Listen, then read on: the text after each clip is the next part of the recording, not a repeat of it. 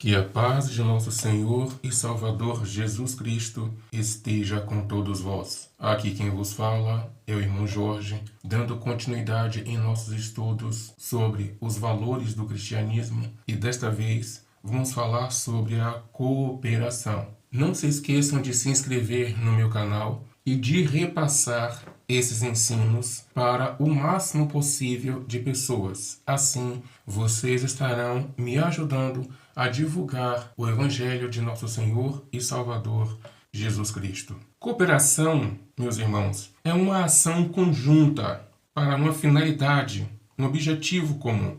Cooperar não é necessariamente pôr mão na massa junto com os demais. Cooperar pode ser também contribuir de alguma forma com o trabalho, objetivando o bom andamento da obra com uma finalidade em comum. Para que haja cooperação, é imprescindível a consciência da grandeza, do valor, da importância de tal obra, para que haja responsabilidade por meio dos cooperadores. É necessário também que cada cooperador saiba qual é a sua função nessa união para que exista bom equilíbrio na execução do trabalho. A firmeza e a constância dos cooperadores não podem e não devem ser negligenciadas por terceiros e nem por ele mesmo. Do contrário, o prejuízo para a obra pode ser inevitável. A cooperação também é um sacrifício que, a depender do grau de colaboração, tem seu peso de responsabilidade e seu valor de abnegação. Na carta aos Hebreus, no capítulo 13, versículo 16, diz assim: Não negligencieis igualmente a prática do bem e a mútua cooperação, pois com tais sacrifícios Deus se compraz. Aqui o autor está chamando essa cooperação de um sacrifício. Por quê? Porque para haver cooperação, esse cooperador vai ter que sacrificar alguma outra coisa. Em Mateus, no capítulo 12, versículo 25, diz assim: Jesus, porém, conhecendo-lhes os pensamentos, disse: Todo reino dividido contra si mesmo ficará deserto, e toda a cidade ou casa dividida contra si mesma não subsistirá. Ou seja, se não trabalharem unidos no mesmo propósito, a obra para. Como também diz no Evangelho de Lucas, no capítulo 11, versículo 23, quem não é por mim é contra mim, e quem comigo não ajunta, espalha. Aqui é o próprio Senhor Jesus Cristo falando essas palavras. Nós podemos ver também assim: quem não coopera em meu favor não é por mim, e quem comigo não colabora ajuda a manter o que já está espalhado. Em resumo, quem não coopera comigo é contra mim. Na primeira carta aos Coríntios, no capítulo 1, versículo 10, diz: Rogo-vos, irmãos, pelo nome de nosso Senhor Jesus Cristo, que faleis todos a mesma coisa, e não haja entre vós divisões. Antes, sejais inteiramente unidos na mesma disposição mental e no mesmo parecer. Meus irmãos, a única maneira de falarmos todos a mesma coisa é pensando todos da mesma forma. E no mundo espiritual, isso só é possível se todos tiverem o mesmo espírito e relativamente no mesmo grau de espiritualidade. Por que eu digo relativamente no mesmo grau de espiritualidade? É porque aquilo que é exigido de espiritualidade de um para alcançar esse objetivo não é necessariamente exigido de outro. Imaginem os graus de espiritualidade em uma escala vertical de 1 a 10.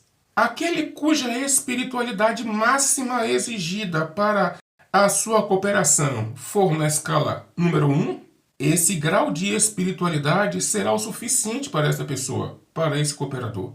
Já para aquele cujo grau de espiritualidade lhe seja exigido maior, um grau mais alto, esse terá que ser atingido. Esse grau de espiritualidade maior terá que ser atingido. para que pensem todos da mesma forma e assim falem todos a mesma coisa. Quando se diz não negligencieis a mútua cooperação, é disso que ele está falando. Tem uns cooperadores que deles é exigido o grau de espiritualidade número 1. Para outros, esse grau de espiritualidade número 1 é nada. Mas para esse que é exigido apenas o grau número 1, para ele é muita coisa. Porque tudo é conforme a capacidade de cada um. Então, se esse que atingiu esse grau mínimo de espiritualidade, ele conseguir isso, para ele é muita coisa. Porque isso é o que foi exigido dele. É diferente daquele que é exigido o grau 2, ou o grau 3, ou o grau 9, ou o grau 10. É muito diferente. Cada um conforme o dom que o Senhor lhe distribuiu, conforme a capacidade de cada cooperador. Em 1 Coríntios, no capítulo 12, do versículo 25 ao versículo 27, diz assim: para que não haja divisão no corpo. Pelo contrário, cooperem os membros com igual cuidado em favor uns dos outros, de maneira que, se um membro sofre, todos sofrem com ele. E se um deles é honrado, com ele todos se regozijam. Ora, vós sois corpo de Cristo e individualmente membros desse corpo. Por exemplo, se uma pessoa toma uma topada, aquela topada bem forte, os dedos dos pés estão lá embaixo, mas os olhos caem em cima, na cabeça. Os olhos lacrimejam. O que significa que esse dedo faz parte do mesmo corpo ao qual esses olhos pertencem. Todos são membros do mesmo corpo. Se uma pessoa sofre um acidente no dedo midinho a ponto de arrancar esse dedo midinho, todo o corpo vai se arrepiar, todo o corpo vai sentir esta dor, porque é sinal de que este dedo midinho está ligado a todo esse corpo. Para que haja cooperação, é extremamente necessário que todos os cooperadores concordem, pensando da mesma forma, para assim falarem a mesma língua. Por quê? Porque não se falando a mesma língua, a obra para. Foi o que aconteceu na construção da Torre de Babel. Em Gênesis, capítulo 11, do versículo 7 ao versículo 9, o próprio Deus diz: eia, desçamos e confundamos ali a sua língua, para que não entenda um a língua do outro. Assim, o Senhor os espalhou dali sobre a face de toda a terra, e cessaram de edificar a cidade.